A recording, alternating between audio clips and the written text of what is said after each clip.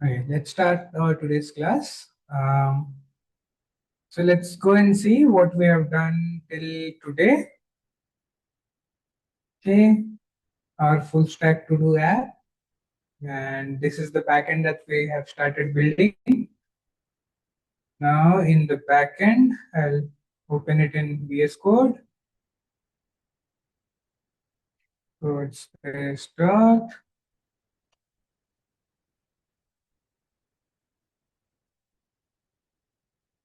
Okay. Now we have built our backend where we are able to send request anybody if they are trying to access our page. We are able to send them some data. Okay.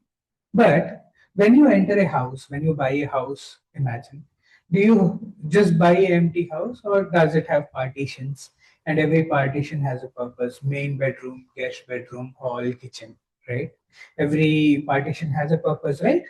Similarly, this is our app and this is our project. And in this project, we do not have any partitions yet.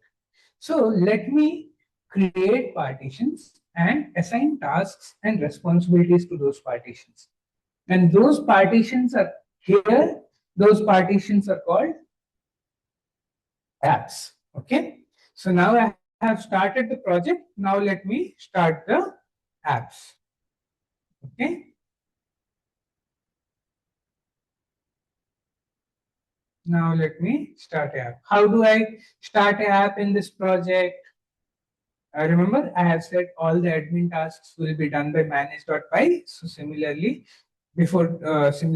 this creating an app inside a project will also be done by manage.py. Okay. So Python manage.py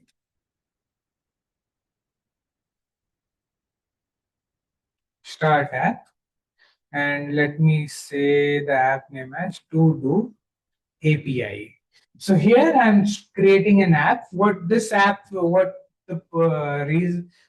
purpose of this app is to talk to database and collect the data of the tasks that we have in our to do and send it to the user. Okay.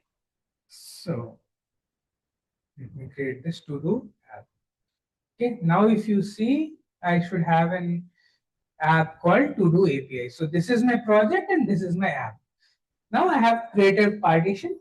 All the tasks of talking to database, sending data, and everything will be done by To-Do API now. Okay. And once I have created an app inside my project, I have to register it in the settings.py file. So go to settings.py file and you will find installed apps. You will find uh, a list called installed apps. And here in this list, add your app name. What is your app name that you just created? To do API. Now your project knows about your app. Unless you do this step, your project will not know that a new app was created inside the project. Okay. Once that is done, you remember what was the purpose of urls.py? Urls.py, purpose of urls.py was to redirect users to your views function, right? Now, if you see here, to do is another app, and here we have views. Now, what we have to do is we have to redirect users from the main URL to app URL. Okay.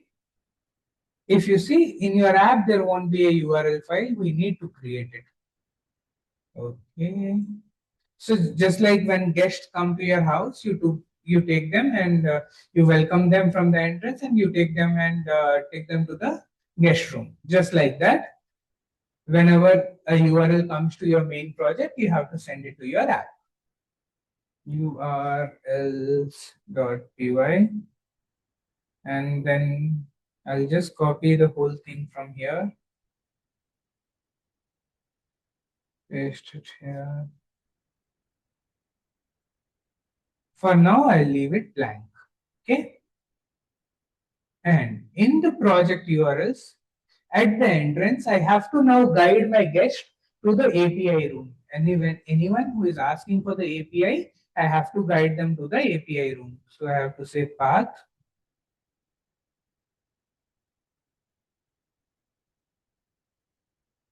API.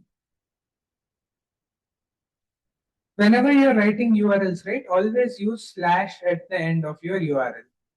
Okay, API, and then you'll say, I am not going to handle it. My views are not going to handle it. Rather, you will be handled by,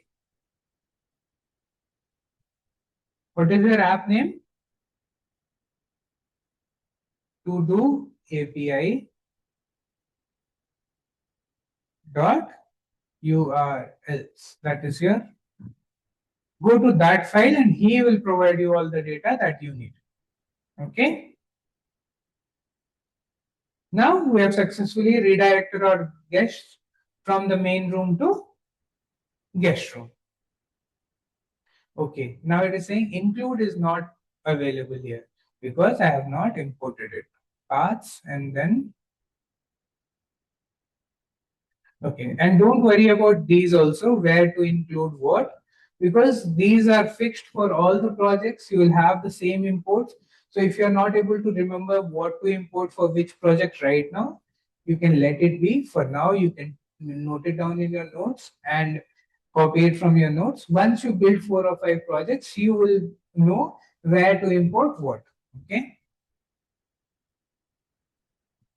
Don't worry about these. Next. I've come to my URLs. Now, if you see, my app also has a views.py file. Okay. In my app's views.py file, I'll create a function def and I will say send tasks. And this will again take a request. You remember, you remember we sent HTTP responses in our earlier views.py. Similarly, we'll send responses from this views.py also. Okay. Now I will return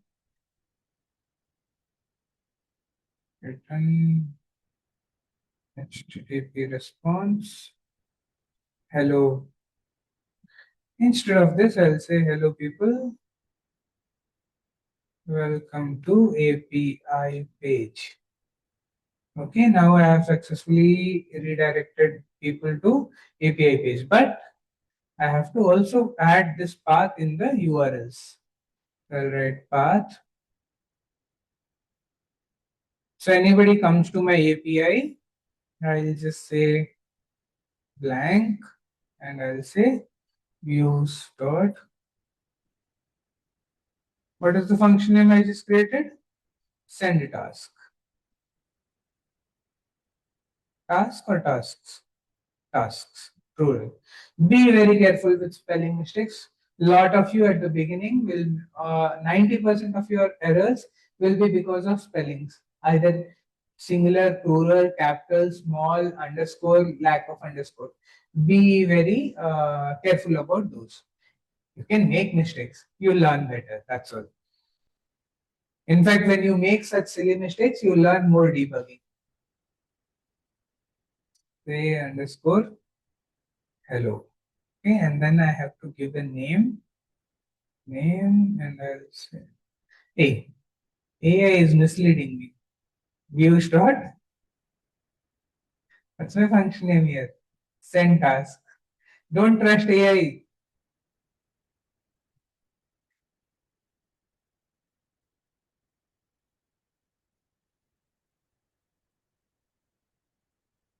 View start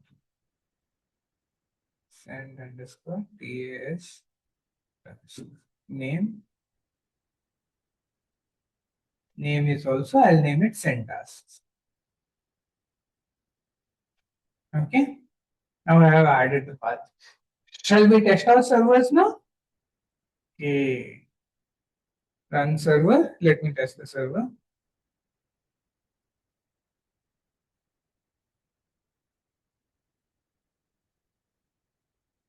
Okay, this is my full stack app. Now I have to take it to the API. What is the API? What is the URL for the API that I have configured? API. So I'll give here slash API. Okay. What are you seeing? Hello, welcome to my API page, right? Now we have successfully created redirected users from our main project to the API project, API app. Okay. Now, where does the data sit inside? Where does the data sit in a application? Inside the database. Okay. Now we are going to create a table inside the database. Okay. For creating tables, Django has provided us ORM. What is ORM? Object Relation Modeler. What it does, it takes your normal classes, Python classes, and its objects and converts it into database tables. As simple as that. So in models.py, we will write a class and its attribute. What will Django do? Django will take ORM, sorry, Django ORM. What will it do? It will take your class and convert it into database. So for now, it has also given us an integrated database. If you see, our database is currently empty, right? So let me first create something for the database and then we'll see the value, the table will be populated here. Okay, models.py. This is where I create my class for the database. So class tasks tasks. Okay, always class name should start with a capital letter. And since this class will be handled by ORM, we cannot write it like a regular. The structure and the syntax is of a regular class, but we have to use a super class called models. And all the structure and all the information that we need for creating this class will be taken from models.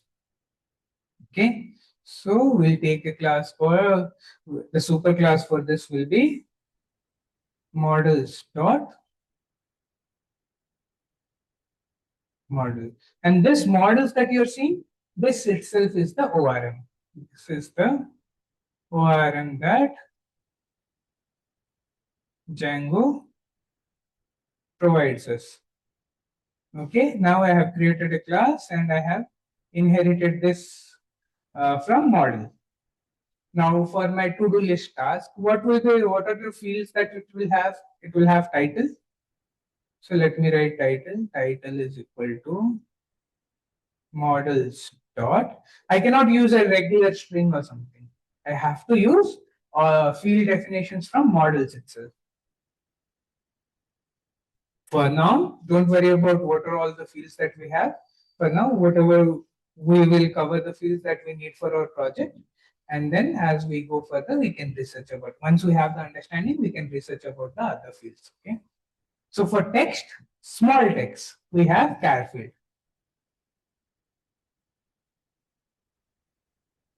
Char field, and we give max length.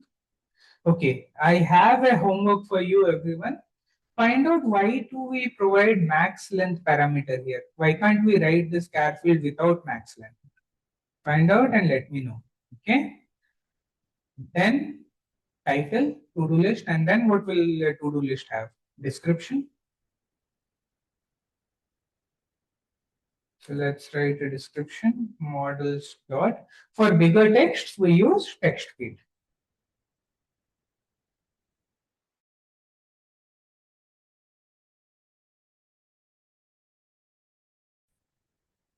Okay.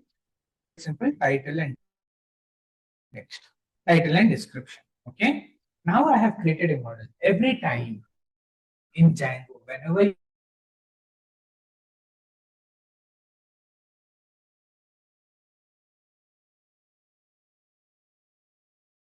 you create a model, this is every time you create some, you make steps. Migration is the step where all your structure and actually translate it into database. So till now, even after writing this model, this class, you don't see this. You don't see this in the database yet, right? When will you see it in the database? When I actually run migrations.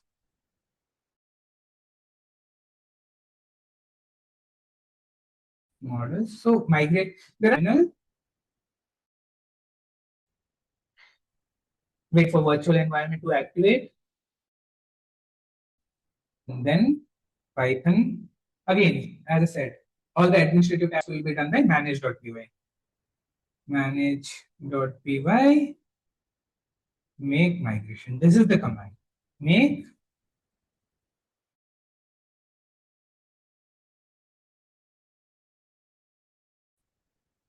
migration. Put your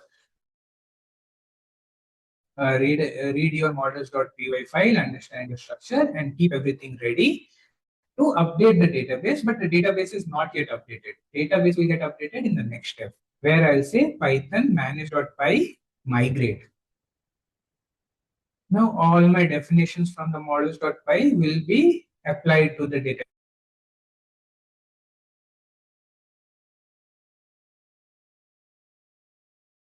Now let's see the database. You are able to see the users. Okay, Todo API, auth users, all the tables. The table that we just created is Todo API. If you see ID, title, description. Match it with your models that you just created, title, description. ID will be automatically created by Django. Okay. And some of you might face the problem that your DB SQLite is not visible. You will not be able to see the DB SQLite. So for that, you have to go to the extensions and you have to install.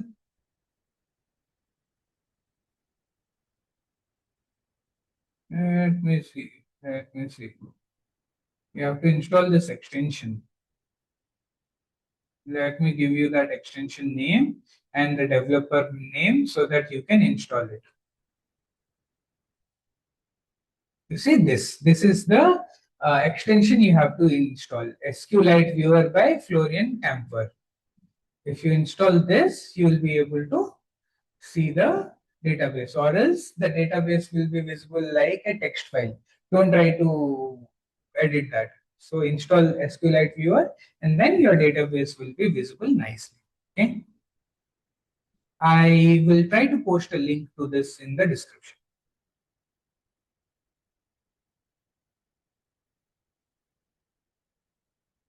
Okay.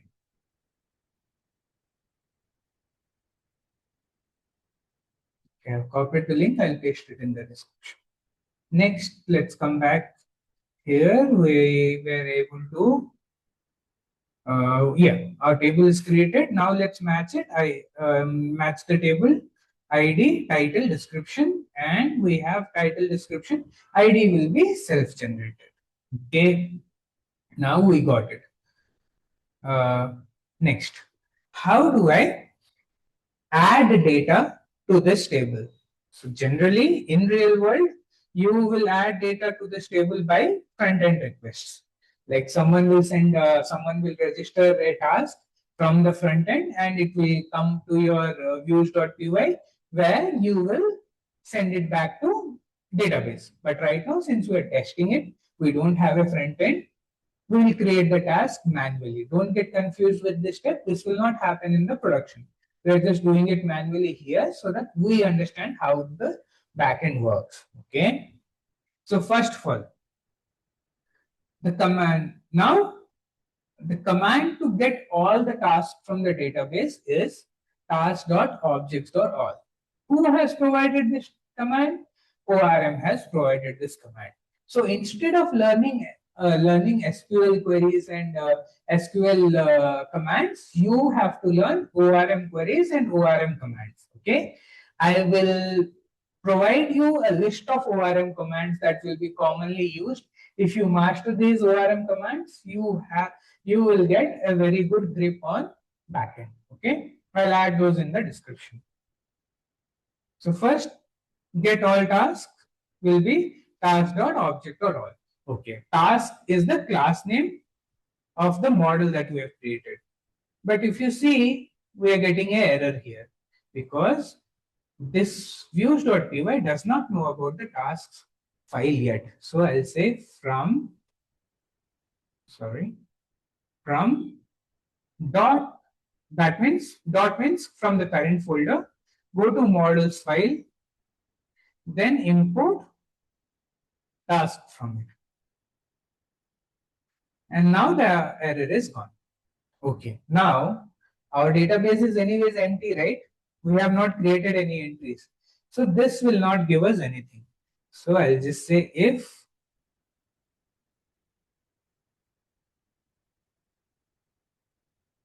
not task, that means if the task is empty, then let me just create some tasks. Okay, so task dot objects dot. Now you see, you are seeing lot of object commands. These are all the ORM commands. This second command for creating database entry, again, this is a ORM command. So the sheet that I give, you have to practice all the ORM commands in this file here. Once you are comfortable with it, then I will recommend you move forward for the next a day. But don't move forward, don't go forward without practicing ORM. If you don't practice ORM now, when we go into the complex architecture, you might face problems there. Okay, create. What are the fields I have? What are the attributes I have? Title. I'll say task one, and then I have description. Description equal to learn ORM. Must learn ORM. Okay. Now, if there are no tasks, I'll create an entry manually in the database. What will this do? This will create an entry in the database. Okay. And then what will I say? See, first you try to pull the entries. There are no entries. We create entries, then we pull the entries again after creating the task. Tasks is equal to, how do we pull all the entries from the database? Task dot objects dot all. Okay. Now I have got all the tasks. Now let's go to now how will I render this task? In production, you will render this data in JSON format. That is how APIs work. APIs always send JSON data. But since right now we are testing our server, we will build just a simple HTML page with all the tasks and send it. Okay. Let me create two tasks so that it would just look good for our testing. Task 2 must learn ORM again. Okay, I just created two tasks. Task.object all, and then for, I'll run a for loop for task task in task tasks. What will I do here? I'll say, let me create a return output equal to blank, and let me create a simple output, HTML output. What will I say? Output plus equal to f.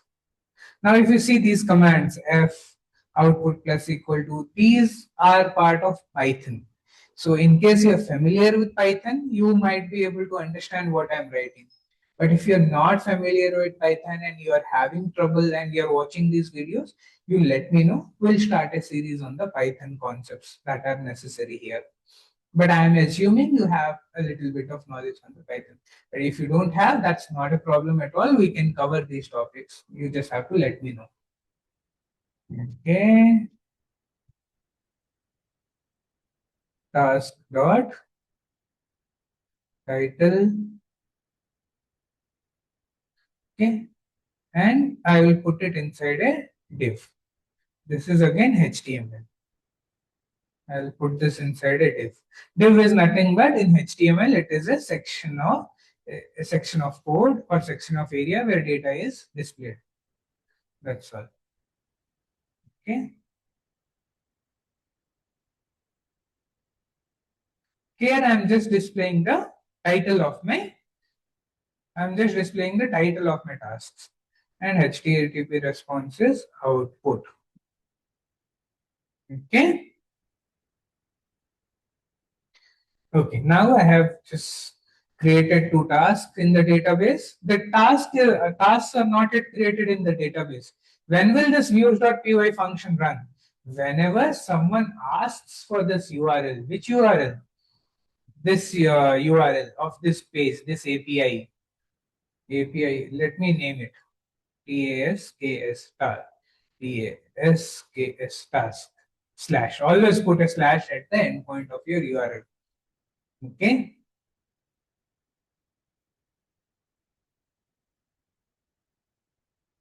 Okay. And how will we start? First, we'll come to the server. Then we'll ask for API. Then we will ask for task. And then task will send us to the function. And then the function will execute. Then function will call the ORM. It will get nothing. Then since there are no tasks, ORM, we have written command in the ORM to create two tasks. And then we'll update the task again. And we have created a simple HTML output for our tasks with the titles. Let's try to run this. Do you remember the server address? So let's go to the server first. Okay, server has come to the full stack app. Then we have to send them to the API. API slash. What does it say? There is nothing configured by default for the API, but you can ask for tasks here. So let me ask for tasks. API slash TASKS tasks. You see here, task 1 and task 2 are added. Let me go check whether those two tasks are added in the database or not. See, task 1 and task 2. So I hope you'll remember the task 1 and task 2. Must learn ORM again. Now, what if I want to add the description also? What if I want to add the description also in this? We can do that by simply changing our views. So all the logic of data handling will be there in our views.py. Views.py is the brain of your API or the project. Okay. We can just say div,